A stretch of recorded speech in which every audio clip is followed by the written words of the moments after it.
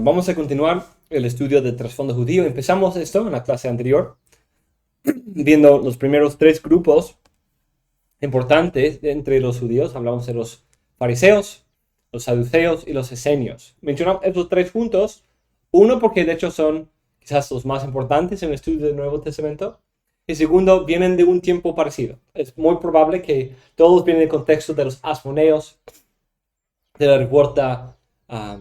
la revuelta macabea y alrededor de ese tiempo. Otro partido o grupo importante que sí aparece en el Nuevo Testamento son los celotes. Ese grupo era una facción que era en un tipo de rebelión activa contra Roma. Eran a veces como mercenarios, revolucionarios que querían deshacerse de Roma. Ese grupo recibe la culpa de haber empezado la guerra judía en el año 66. Otro grupo que nos enfrentamos en el Nuevo Testamento son los prosélitos o los temerosos de Dios. Los prosélitos son aquellos gentiles que se convirtieron al judaísmo completamente, es decir, incluso se circuncidaron.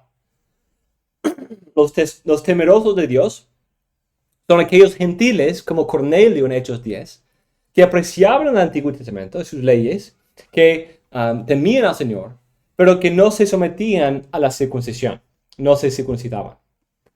Otros pasajes con temerosos de Dios son Mateo 8, Juan 4 y otros. Los prosélitos llegaron a ser judíos y participaban de todos los beneficios, pero los temerosos de Dios se quedaban fuera de la comunidad y los beneficios. Tenían cierto lugar en el templo, en la corte de los gentiles, pero no podían todavía disfrutar de cierto nivel de comunión con los judíos. Finalmente, necesitamos considerar los samaritanos. Ese grupo se separó del judaísmo muy temprano en su historia. Muchos atribuyen esa separación a los eventos de 2 Reyes 17, cuando habla de que los israelitas, los de Efraín en el norte, adoraban otros dioses, se mezclaban mucho con los de la tierra y llegaron a ser los samaritanos. Ellos adoraban a Dios en el monte Gerizim y rechazaban la adoración en Jerusalén.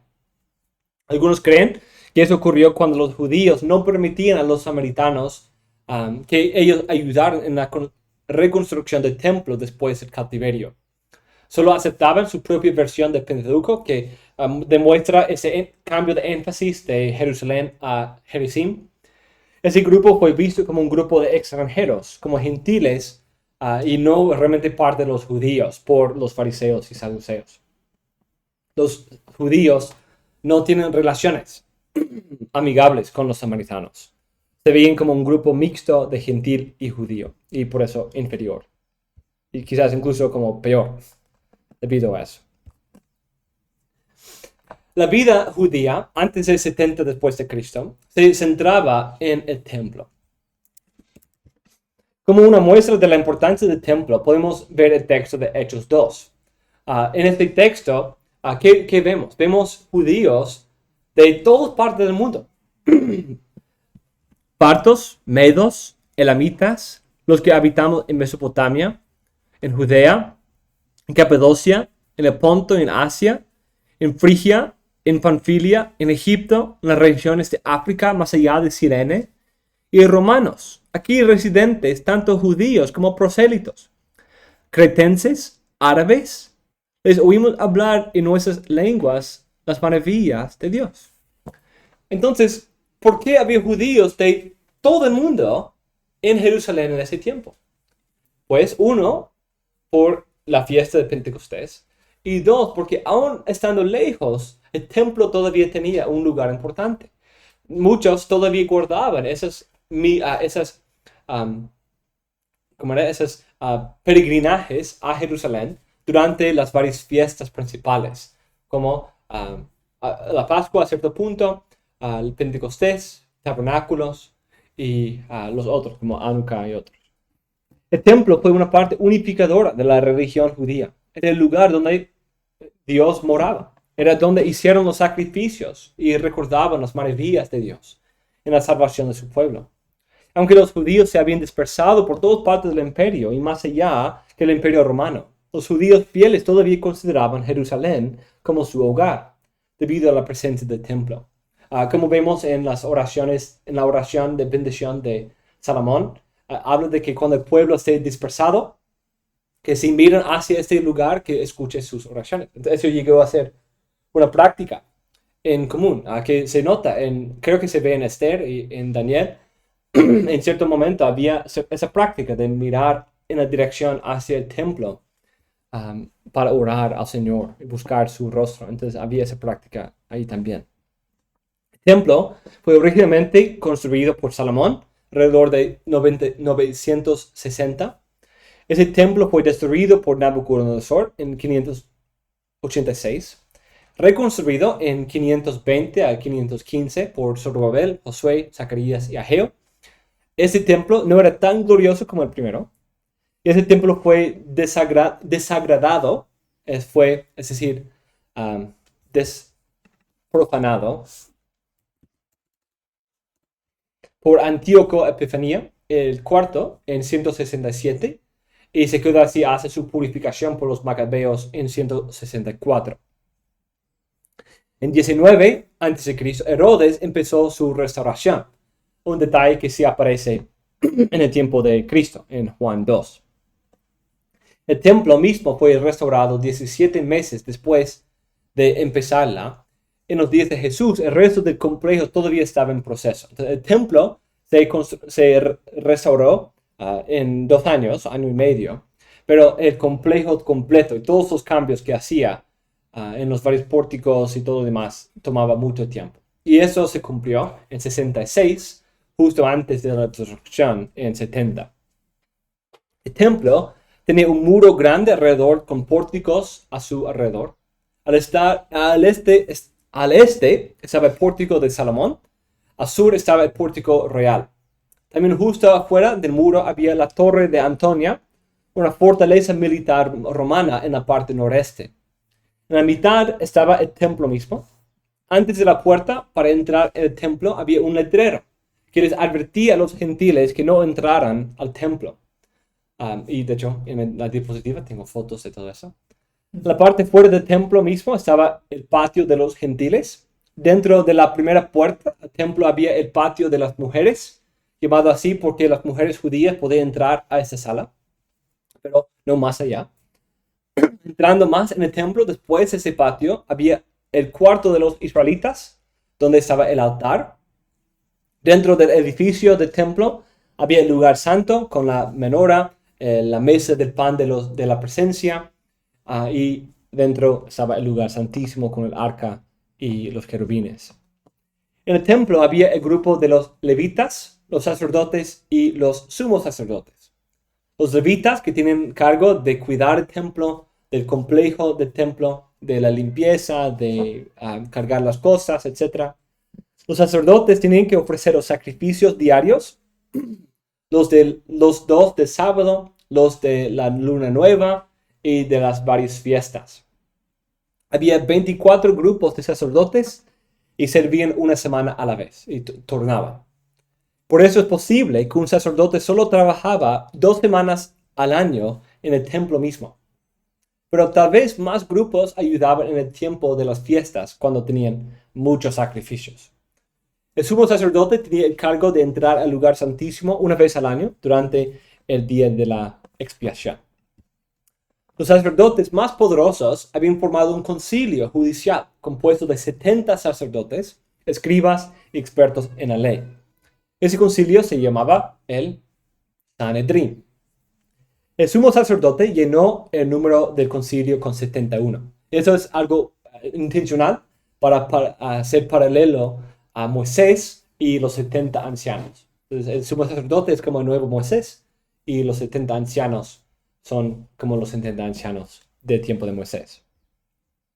Ya que los saduceos eran primariamente los sacerdotes, ellos formaban casi toda la mayor parte de este Sanedrín y lo controlaban. Pero había algunos fariseos que sí participaban en esta membresía. La ordenación al Sanedrín se veía como una autoridad oficial de interpretar y aplicar la ley. Otra parte importante de la vida judía, debido a ese contexto de la diáspora y de la dispersión, era la presencia de la sinagoga y la práctica de observar la lectura y la meditación de la ley del Señor en la sinagoga. Esto se cree que esto empezó en el tiempo del cautiverio babilónico, en que no tienen acceso al templo, ya que fue destruido, pero los judíos querían ser fieles. Incluso se cree que Daniel y sus amigos empezaron la primera. Es una tradición judía. Y Esdras también formaba parte de esa misma sinagoga después. Aún después de la construcción del segundo templo, la sinagoga todavía tiene un rol importante en la vida judía. Desde ese tiempo, había judíos en todas partes del mundo conocidos y unos visitaron a Jerusalén para las fiestas. Pero eran fieles a adorar a Jehová cada semana en la sinagoga, en los días de reposo. La sinagoga se encontraba en la mayoría de las ciudades, incluso en Palestina. Incluso no todos iban al templo cada día de reposo. Incluso en Tiberio o en Cesarea, o en otras partes del imperio tenían su propia sinagoga. Muchas veces un rico ofrecía dinero para construir la sinagoga, como el centurión de Lucas 7. ¿Se acuerdan de que los judíos le están recomendando porque él había ofrendado, un temeroso de Dios, que había ofrendado para ayudar con la construcción de una sinagoga? Aquí había un líder de la sinagoga que dirigía. Aquí en la sinagoga había un líder que presidía, como parecido al anciano pastor de la iglesia, y había un siervo de la sinagoga, un diácono, que facilitaba los ministerios de la sinagoga. Y hay muchos que argumentan que hay cierta semejanza, que la iglesia y su estructura se basaba en algunas de esas estructuras tradicionales de los judíos. El culto de la sinagoga empezó con un llamado a adorar, una invocación y una confesión de la Shema, de esa confesión básica del Deuteronomio 6. Y había oraciones y canciones y una lectura de un pasaje de la ley y un pasaje de los profetas. En la parte oriental, las sinagogas leían el texto hebreo y el lector lo traducía al arameo. Muchas veces era una interpretación del sentido del texto. Y con tiempo, esas tradiciones, esas interpretaciones arameas se escribieron y formaron lo que hoy llamamos los targumes. En las sinagogas occidentales, es decir, fuera en Persia y en otras partes, usaban la Septuaginta. Después de la destrucción del templo en 70 después de Cristo, la sinagoga llegó a ser el centro del mundo judío, porque ya no había el templo. Hay muchos paralelos entre la iglesia y la sinagoga. Tienen los mismos aspectos en el culto: oración, canciones, lectura de la Biblia, una explicación o predicación de ese texto. Algunos eruditos dicen que la sinagoga simplemente le prestó su estructura a la iglesia. Pero mi hipótesis es que los paralelos vienen primariamente de una dependencia mutua del Antiguo Testamento, que los dos están buscando hacer algo consistente con el Antiguo Testamento. Cuando no tenemos el templo, ¿cómo deberíamos adorar al Señor según las Escrituras? Los paralelos entre esas dos instituciones nos enseñan que esa es la forma de adoración más de acuerdo con las Escrituras. Otro detalle que aparece aquí es que con el aumento de la importancia de la sinagoga en la vida judeo-cristiana, es interesante considerar como en ciertos pasajes como Mateo 10 o Juan capítulo 9, había esa idea de que ser expulsado de la sinagoga era como ser expulsado de la comunidad. Entonces algunos temían ese hecho, temían ser expulsados, como los padres del ciego en Juan 9. Y luego llegó a ser una práctica de los judíos, maldecir a los cristianos y excomulgar a los cristianos. En alrededor de 94 aparece una fuente que tenemos que es una maldición en contra de los cristianos, expulsándolos oficialmente de la sinagoga. Entonces, parte de ese proceso de una separación ya definida entre los judíos y los cristianos. Bajo los romanos, los judíos sufrían mucho, sobre todo por la imposición de grandes impuestos. Cuando llegamos al primer siglo, alrededor del 7% de la población total era judía. La mayoría de los judíos vivían fuera de Israel, en la diáspora. en el tiempo de los cautiverios y después los judíos se habían mudado a toda parte del mundo conocido, según Hechos 2. Los griegos y los romanos también ayudaron a dispersar a todos los judíos por todas partes del mundo, porque ellos también hicieron sus propias deportaciones. Tomaban judíos y los llevaban a otras partes y ponían sus propios ciudadanos ahí. Había comunidades muy importantes en Babilonia, de donde tenemos el Talmud babilónico. También en Alejandría, donde tenemos a Filón y la Septuaginta. También cuando leemos la historia de los viajes misioneros de Pablo, había comunidades de judíos en casi todas las ciudades. Y eso fue su práctica, ¿cierto? Primero iba a la sinagoga en el día de reposo y de ahí hablaba más con ellos en los otros días, los que tenían interés. Y cuando ellos habían rechazado, de ahí iba y predicaba a los gentiles. Incluso en Roma había judíos, aunque ellos fueron expulsados bajo Claudio en 44, más o menos.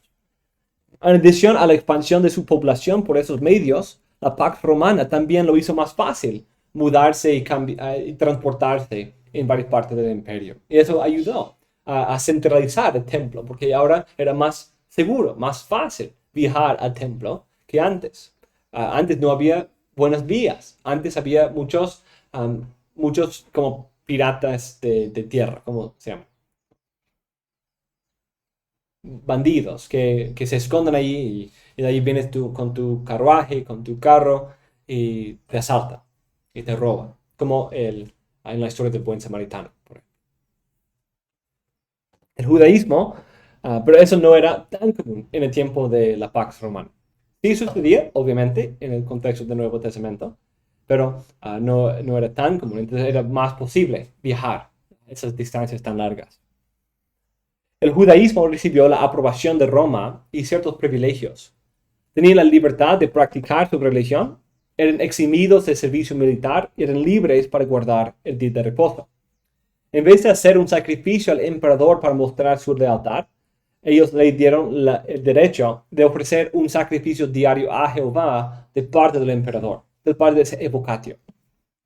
Ese estatus ayudó a los cristianos en los primeros años de la iglesia también, porque ellos, haciendo parte de una secta judía al principio, en un sentido creemos que somos conectados, ¿cierto? Injertados en el mismo olivo. Pero hay la idea de que en ese tiempo se conectaban y disfrutaban de algunos de esos derechos que los judíos tenían, hasta que a través de insurrección y rebelión perdieron todo eso. Los judíos, sin embargo, tenían que pagar muchos impuestos. La culpa no es meramente de los romanos, sino también de los sacerdotes y los líderes judíos también. F.F. Bruce está de acuerdo con la afirmación que el judío promedio tenía que pagar casi 40% de su salario en impuestos. Los romanos tenían dos impuestos primarios, un impuesto sobre el suelo que los dueños de propiedad pagaban como un impuesto de propiedad y un impuesto por persona, por cada cabeza, capital, es decir, por cada cabeza. El precio de estos impuestos dependía de los resultados de los censos y dependía de la provincia. Entonces, por eso los censos, para pagar ese impuesto de cabeza por persona. En adición a los impuestos romanos, los judíos tenían que pagar el impuesto del templo cada año, que era un medio ciclo, conforme a la ley. Eso iba para apoyar el templo y los sacerdotes. El templo tenía el derecho de acuñar su propia moneda, que era algo, un derecho e incluso algo que se convirtió en un abuso, porque ellos en un sentido podían fijar su propio cambio. Y entonces los cambistas en el Nuevo Testamento se aprovechaban de eso y podían poner la tasa de cambio muy alta, en que ellos ganaban mucho y daban poco, ¿cierto? Esa idea de los pagos de los impuestos del templo es parte del Nuevo Testamento, como la historia en que Pedro va y pesca un pescado y en su boca es la moneda que él va y paga por él y por Cristo. En adición a esos impuestos, los judíos también tenían que pagar sus diezmos de todo su producto, sea fruto, granos, animales. Los sacerdotes también usaban esas ofrendas para apoyarse a sí mismos, como en el Antiguo Testamento. E incluso, además, los publicanos, los que recaudaban los impuestos por los romanos, como sabemos de la historia, eran también corruptos y muchas veces exigían más de lo necesario y se quedaban con ese demás, esa parte extra. Entonces, esa idea de los impuestos, de tributo, tanto para una regla para los cristianos como un contexto del evangelio, es algo muy importante. Para su referencia, he incluido en el apunte, y creo que está en la diapositiva, ajá,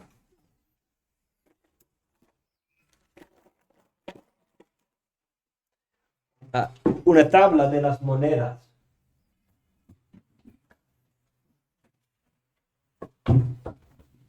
Pero aquí tengo algunas.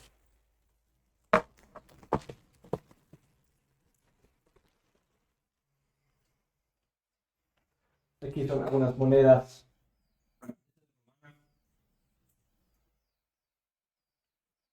Y esas son dracmas griegas. Tiene Nerón.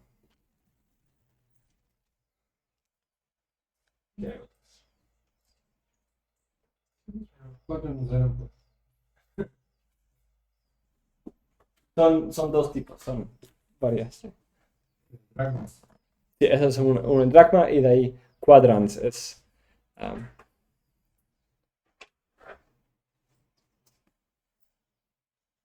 O denario es.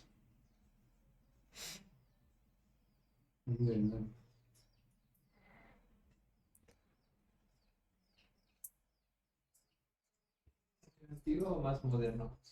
¿Qué son? Son antiguos. No. La inscripción esa del águila. ¿Antiguo? Sí. Ese es algo del Imperio Romano. ¿Y cuál es la que pagaba un denario? ¿Cuál era el que pagaba lo que trabajaba en un día? Denario. A ver si le pagamos Aquí dice Neron Kaiser.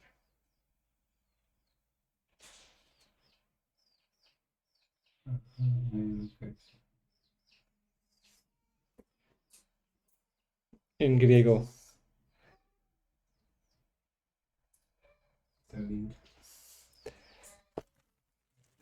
Vinieron con certificado, pero certificado de la calle. ¿Quién sabe? ¿No? Pero sí había muchas. Entonces,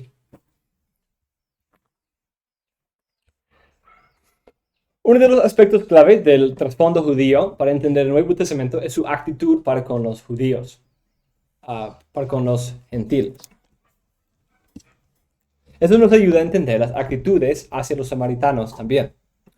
Los judíos habían creado sus propias tradiciones y se habían olvidado del amor que Dios tiene aún para con los gentiles. Y había parte del misterio, ¿cierto? Es obvio en el Antiguo Testamento, cuando lo leemos con la luz del Espíritu, ¿cierto? Pero hay muchos detalles que hablan de que Israel va a ser una tercera parte junto con mi pueblo Asiria y Egipto en el libro de Isaías. O que las naciones van a ir 10 a 1, 10 gentiles por cada judío. Van a subir al Sion escatológico en el libro de los profetas. O en tu simiente van a ser bendecidas todas las familias de la tierra, todas las naciones. Entonces hay muchos aspectos del Antiguo Testamento que hablan palabras pacíficas para con los judíos, con los gentiles en los planes eternos de Dios. Pero debido a su etnocentrismo, no podían ver esas cosas. Su prójimo era prójimo judío. No eran los gentiles, era mi prójimo judío. Las familias de la tierra son las familias judías. Había un etnocentrismo. En el Pentateuco, Dios hizo muchas provisiones para el extranjero que se quedaban, los peregrinos o forasteros. Los judíos tenían que recibirlos y ayudarles, recordando que ellos también fueron extranjeros en la tierra de Egipto. Dios exigió justicia e igualdad en juicio en cuanto al judío y el extranjero. No podían tener un castigo por el crimen cometido por el extranjero y otro más ligero para un judío, según Números 15. Tiene que ser la misma ley para judío y gentil. Ese pasaje también nos muestra que Dios acepta ciertos tipos de sacrificios ofrecidos por los gentiles. En la Pascua original, en el Éxodo, Dios permitió que los extranjeros participaran, los que se refugiaban en el arca de las casas de los judíos detrás de la sangre. El grupo del Éxodo era también un grupo mixto. Eso nos muestra el deseo de Dios de salvar a los gentiles y bendecir a todas las familias de la tierra por medio de la simiente de Abraham. Y vamos a ver que la inclusión de los gentiles es una parte fundamental de la esperanza del Antiguo Testamento que se cumple en Cristo, la luz a los gentiles. Esa es una imagen de ahí de Isaías 49, que es una parte clave que identifica a Cristo como siervo de Jehová, pero también identifica a su pueblo, también como luz de los gentiles. Aquí, así Pablo presenta su propio ministerio. Él es también, en Cristo, luz para los gentiles. Sin embargo, a pesar de todo esto, los judíos desarrollaron una tradición de exclusión étnica y racismo. En el Pentateuco había unas leyes que separaron a los judíos de los gentiles, como la circuncisión, leyes dietéticas y muchas otras cosas. La circuncisión era la parte clave, incluso eso era la llave que abría la puerta a la comunidad, si uno disfrutaba plenamente o no. Esas leyes de separación se expandieron y llegaron a ser una enemistad y hostilidad para con los gentiles, los que no se circuncidaban. Ese proceso de enemistad para con los gentiles se hizo aún más acelerado con la helenización bajo Antíoco. Incluso algunos haciendo concesiones con la fe judía. Entonces eso llevó a los ortodoxos, los conservadores, a ser mucho más radicales en su rechazo de los otros, que no veían como tan fieles. Esa separación produjo que los judíos no comían con los gentiles, Gálatas 2. No entraron a la misma casa que los gentiles en Hechos 10. Y con respecto a los samaritanos, no tienen relación ninguna con ellos, en Juan 4. Los judíos solo comían ciertos tipos de comida que era limpia y tenían que prepararla de cierta manera. El animal tenía que ser matado de cierta manera. Y tienen que quitar toda la sangre y cubrirla con suelo y muchas otras cosas. Y al tocar algo posiblemente tocado por un gentil, los judíos tienen que lavarse las manos por lo menos. Y como mencionaba, los gentiles tienen que circuncidarse antes de ser parte oficial de la comunidad. Por esa razón, los judaizantes querían exigir que los gentiles se circuncidaran antes de ser cristianos. Pero la Pascua del cristiano, Cristo mismo, se ofrece a todos, los circuncisos y los no circuncisos. Para ser parte de la comunidad y recibir los beneficios de ser el hijo de Abraham, uno tenía que circuncidarse. Pero en Cristo solo se requiere la fe de Abraham. Entonces, por eso Pablo dice que somos hijos de Abraham por fe en Cristo, si somos judíos o si somos griegos. En el tiempo de Cristo había muchos grupos étnicos. En Hechos 2 encontramos muchos. La mayoría hablaban griego, pero muchos solo usaban su idioma nativo. Los que hablaban griego y tenían cierto nivel de educación se llamaban los griegos, pero los que solo sabían hablar su idioma nativo se llamaban los bárbaros. Entonces, ven ese lenguaje. Bárbaro, alguien que no hablaba griego, no tenía la misma educación. Pero en la mente de los judíos había otro grupo, ellos mismos. Entonces por eso vemos esos tres grupos, judíos, griegos y bárbaros. Todos distinguían entre griego y bárbaro. Los que hablaban griego, los que tienen cierta educación, y los bárbaros, los que no, que eran como las tribus nativas. Y había los judíos. Los judíos se distinguían a sí mismos de todos los demás. Eso provee cierta hostilidad hacia los gentiles y con los gentiles de los gentiles hacia ellos. Y ese hecho es muy importante en el estudio del Nuevo Testamento. Nos ayuda a entender el mayor conflicto en la iglesia apostólica. Es cómo incluir a los gentiles en la iglesia. Si es necesario que se circunciden o no.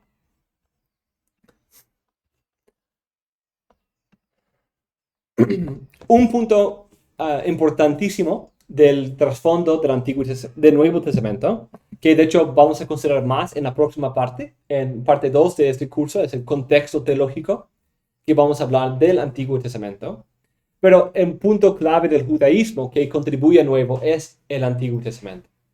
El Nuevo Testamento, Cristo, los apóstoles, se entienden como dependiendo del Antiguo Testamento, construyendo sobre el Antiguo Testamento, cumpliendo el Antiguo Testamento. Entonces, el Antiguo Testamento es claro. Cada doctrina tiene que confirmarse con el Antiguo Testamento. El Antiguo Testamento llevaba a uno a confiar en Cristo, según Pablo y según Juan, o Cristo en Juan. El Antiguo Testamento era la palabra de Dios para los cristianos. Era una regla útil para enseñar y para corregir, instruir en justicia. Era conforme a las Escrituras, o según las Escrituras, la predicación de los apóstoles. Predicaban, como dice Pablo en Hechos 26, nada más o menos de lo que la ley de los profetas habían dicho anteriormente. Entonces, el Antiguo Testamento provee la fuente para muchos de los temas, lenguaje, ideas que vemos en el Nuevo Testamento. La idea del reino de Dios no es explicado realmente. Es interpretado y explicado en las parábolas, por ejemplo. Pero cuando Cristo viene predicando el reino de Dios, ¿de qué está hablando? Pues es una esperanza que tiene su raíz en el Antiguo Testamento. Cuando habla de Cristo como trayendo un nuevo pacto, eso es en base de esperanza del Antiguo Testamento. Cuando identifica a Cristo como Cristo, Mesías, está conectándolo con las promesas hechas a Abraham, a David, y esa idea de rey, sacerdote, profeta, mediador, quien salvará a su pueblo. Y muchas otras ideas que vamos a considerar. El Antiguo Testamento, por lo general, fue escrito para la comunidad de Israel. Por esa razón, no hay mucha explicación de ciertas costumbres cuando llegamos al Nuevo. En el Pentateuco, hay la explicación de muchas prácticas y costumbres, pero en el resto, la mayoría de los autores pueden asumir o resuponer un entendimiento de ellas. En el Nuevo Testamento fue escrito para judíos en Israel, judíos en la diáspora y gentiles de todo el mundo también. Por lo tanto, pueden usar el Nuevo Testamento mismo, pueden usar el Antiguo Testamento como un buen recurso para el trasfondo cultural de nuevo. Cuando habla de la Pascua, de la fiesta de tabernáculos, de otros detalles, pueden ir al Antiguo, donde esas prácticas fueron establecidas. Y no siempre expliquen lo que está pasando, aunque hay un poco más de detalle debido a ese contexto gentil y no judío, que no conocían las prácticas de los judíos. Pero muchas de las prácticas dependen del Antiguo Testamento también. En verdad, es verdad que la arqueología y libros extrabíblicos nos pueden ayudar a entender el trasfondo cultural del Nuevo Testamento. Incluso hay quizás ciertas semejanzas entre algunas de ellas. Pero un lugar donde hay una obvia dependencia confesada es en la dependencia de nuevo en el judaísmo y en el Antiguo Testamento. Entonces, con esta lección hemos terminado la primera parte de nuestro curso, el contexto histórico y cultural. Vamos a tener una prueba sobre esto. Entonces, ya estoy trabajando en eso. Y no hoy, obvio, pero ya les doy más información sobre eso. Y vamos a continuar estudiando el contexto teológico del Antiguo Testamento, tanto el Antiguo Testamento como el contexto del estudio del Nuevo Testamento. Y de ahí vamos a entrar en la introducción especial misma, en que vamos a empezar con el estudio de los evangelios. Y seguimos desde ahí.